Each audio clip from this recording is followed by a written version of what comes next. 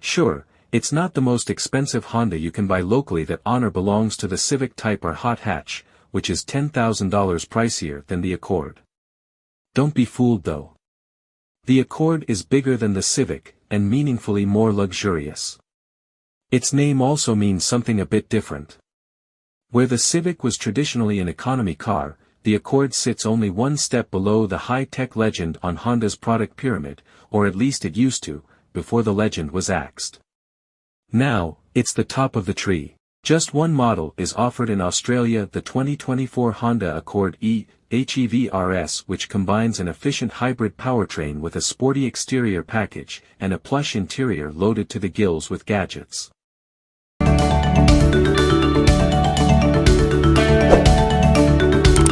There's a lot of common threads linking the Accord to the broader Honda range, but it's all a bit nicer. From the supple leather seats to the bigger infotainment screen and the flashy ambient lighting system, it's a nice place to spend time.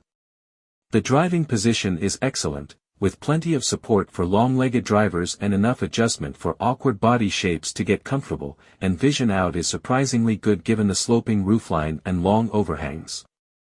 It's a big car, but it's not an imposing one to drive. Honda has fitted a new 12.3-inch touchscreen infotainment system here, complete with Google built-in. That means proper Google Maps with live traffic, and Google Assistant at your beck and call when you've an internet connection. It also means you get over-the-air system updates.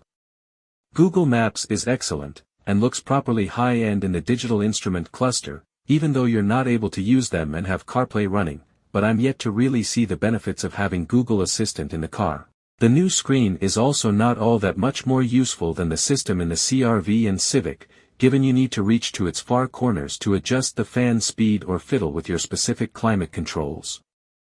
Although the oversized dial in the middle of the dash can be programmed to do multiple things, it can't serve as a fan controller or volume knob.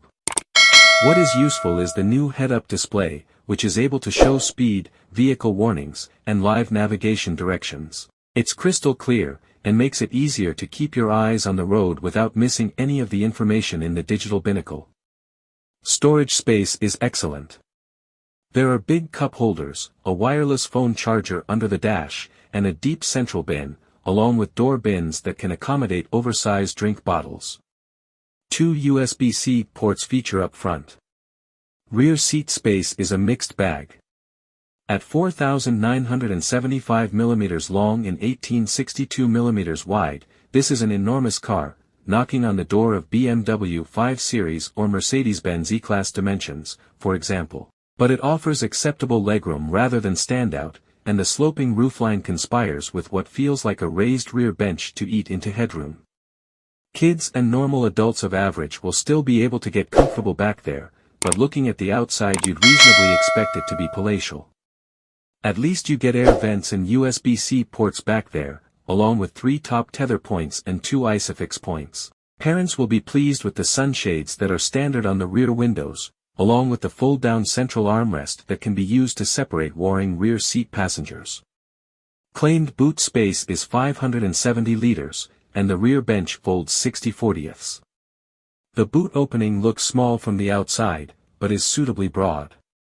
At risk of playing into Accord owner stereotypes, it'll happily deal with multiple sets of golf clubs.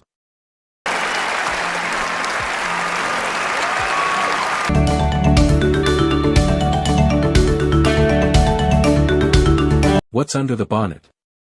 Just one Honda Accord model is on offer in Australia, and it's a hybrid. How does the Honda Accord drive?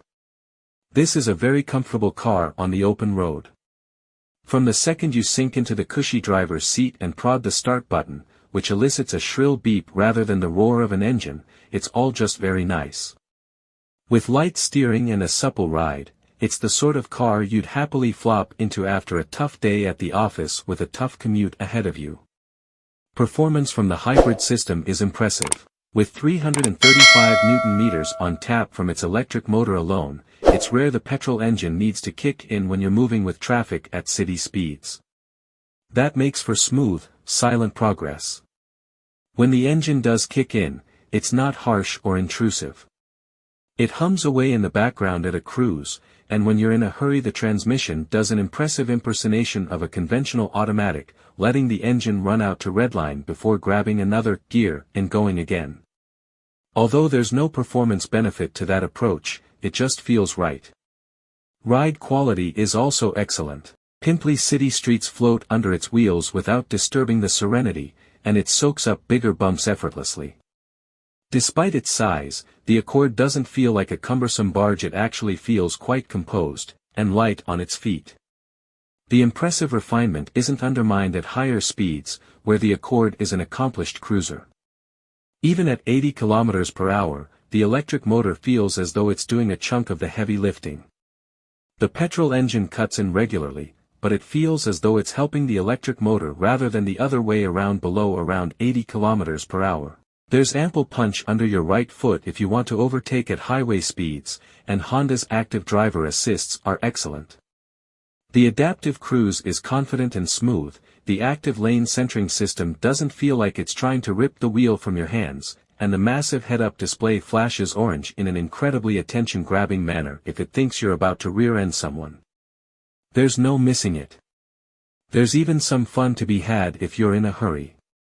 The steering is fluid and direct, and there's some real talent in the chassis when you fling it into a corner. The Accord is lauded in the USA for its blend of practicality and fun, and it's easy to see why. 9. Received the Motor Week Driver's Choice Best EV Award for 2024. Last year, the 2023 Kia EV6 also received the